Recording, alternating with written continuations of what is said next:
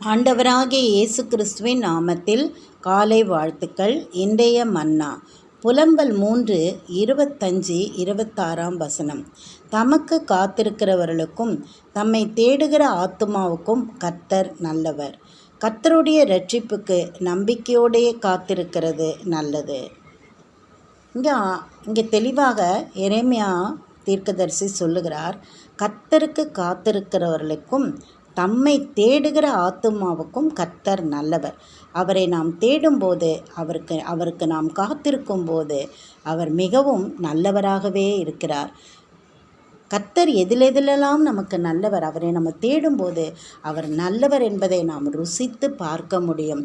சங்கீதம் 34:10 பார்க்கும்போது, கர்த்தர் சிங்கக்குட்டிகள் தாழ்ச்சி அடைந்து பட்டினியாயிருக்கும், கர்த்தரை தேடுகிறவர்களுக்கோ ஒரு நன்மையும் குறைவுபடாது.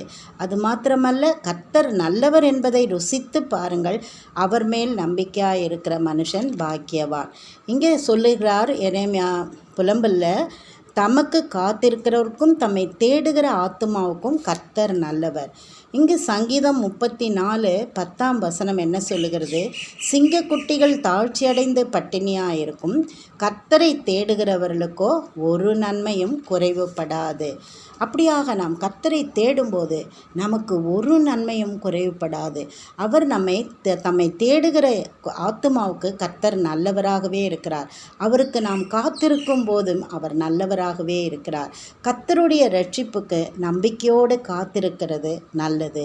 எவ்வளோ நல்ல ஆண்டவர் பாருங்கள். அவருடைய இரட்சிப்புக்காக நாம் காத்திருக்கும் போது அது நமக்கு நல்லதாகப்படுகிறது. அது மாத்திரமல்ல, அப்போஸ்தலர் 10 அங்கே நமக்கு எல்லாம் தெரிஞ்ச சம்பவம் தான். கொர்நேலியு என்ற மனுஷன் அப்போஸ்தலர் 10:1-2 இத்தாலியா பட்டணம் எனப்பட பட்டாளத்திலே 100க்கு அதிபதியாகிய கொர்நேலியு என்னும் பேர் கொண்ட ஒரு மனுஷன் செசரியா பட்டணத்தில் இருந்தான். அவன் தேவ பக்தி உள்ளவரும் தன் வீட்டார் அனைவரோடும் தேவனுக்கு பயந்தவனுமாய் இருந்து ஜனங்களுக்கு மிகுந்த தர்மங்களை செய்து எப்பொழுதும் தேவனை நோக்கி ஜபம் பண்ணி கொண்டிருந்தான். இதுதான் கர்த்தருக்கு காத்திருக்குதல். அது மட்டுமல்ல, அவன் பேதுருவுக்கு ஆள் அனுப்பி அவனை தன் வீட்டுக்கு வரவழைத்து அவருக்காக காத்திருந்தான். ரட்சிப்புக்காக, அந்த குடும்பத்தார் ரட்சிப்புக்காக அவன் காத்திருந்தான். அதெல்லாம் நம்மளுக்கு அந்த சம்பவம் நீங்கள் வீட்டிலே அமர்ந்து அந்த அதிகாரம் முழுவதையும் நீங்கள் படிக்கலாம். இப்போது ஒரே வசனம் மட்டும் வாசிக்கலாம்.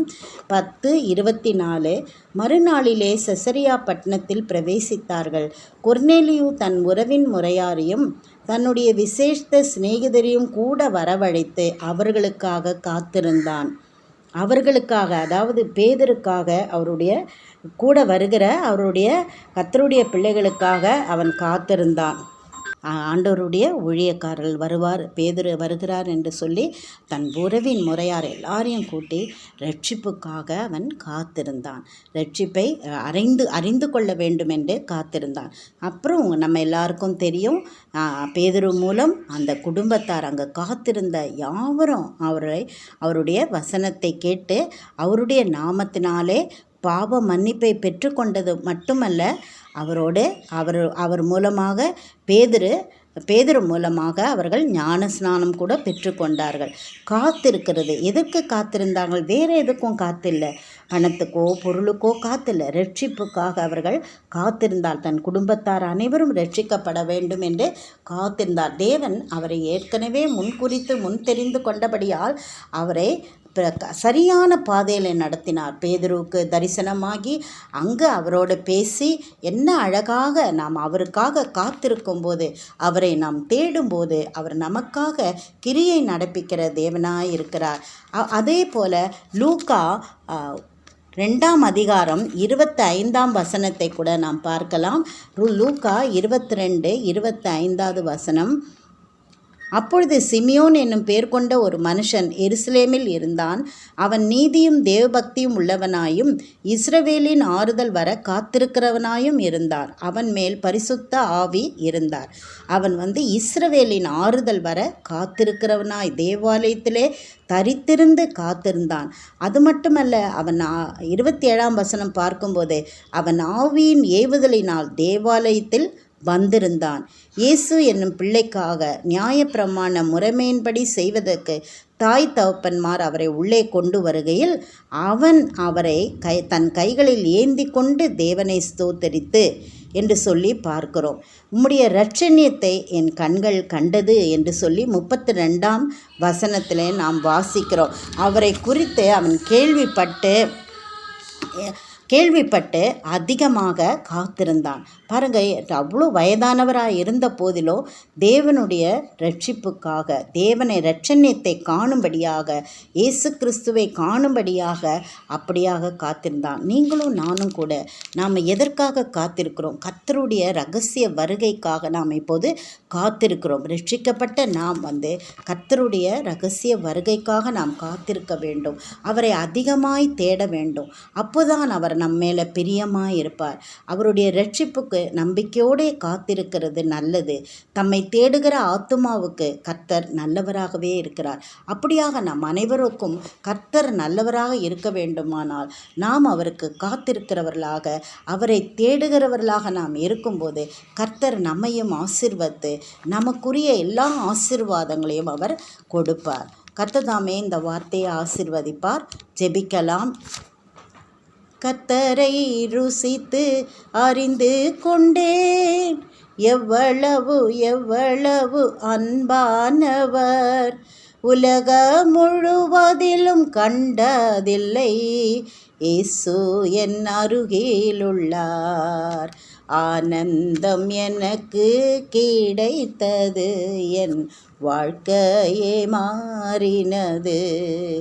என் உள்ளத்தில் இயேசு வந்தார், வாழ்க்கையின் ராஜாவானார். ஆனந்தம் எனக்கு கிடைத்தது, என் வாழ்க்கையே மாறினது. அன்புள்ள ஆண்டவரே, உம்மை நன்றியோடு ஸ்தோத்திரிக்கிறோம். கர்த்தாவே, தமக்கு காத்திருக்கிறவர்களுக்கும் தம்மை தேடுகிற ஆத்துமாவுக்கும் கர்த்தர் நல்லவராகவே இருக்கிறார். ஆண்டவரே, நீர் நல்லவர். உம்மை தேடுகிறவர்களை நீர் கைவிடாத தேவன். ஆண்டவரே கர்த்தாவே, உம்மை நம்புகிறவர்கள் ஒருபோதும் வெட்கப்பட்டு போவதில்லை. கர்த்தாவே, சிங்கக்குட்டிகள் தாழ்ச்சியடைந்து பட்டினியாக இருக்கும், கர்த்தரை தேடுகிறவர்களுக்கோ ஒரு நன்மையும் குறைபடாது என்று சொல்லி ஆண்டவரே, எங்கள் ஒரு வாழ்க்கையிலும் கர்த்தாவே உம்மை தேட, உம்மை ஆண்டவரே உமக்கு காத்திருக்க அப்படிப்பட்ட வாஞ்சையை தந்து எங்களை ஆசீர்வதிக்க வேண்டும் என்று கர்த்தராகிய இயேசு கிறிஸ்துவின் நாமத்தினால் ஜெபத்தை எடுக்கிறேன், ஜீவனுள்ள தேவனே, ஆமேன். நேற்றைய பதில் பார்வோன் யோசேப்பை நோக்கி. ஆதியாகமம் 4:17. இன்றைய கேள்வி, பூமியை எல்லாம் நனைத்தது எது? பூமியை எல்லாம் நனைத்தது எது?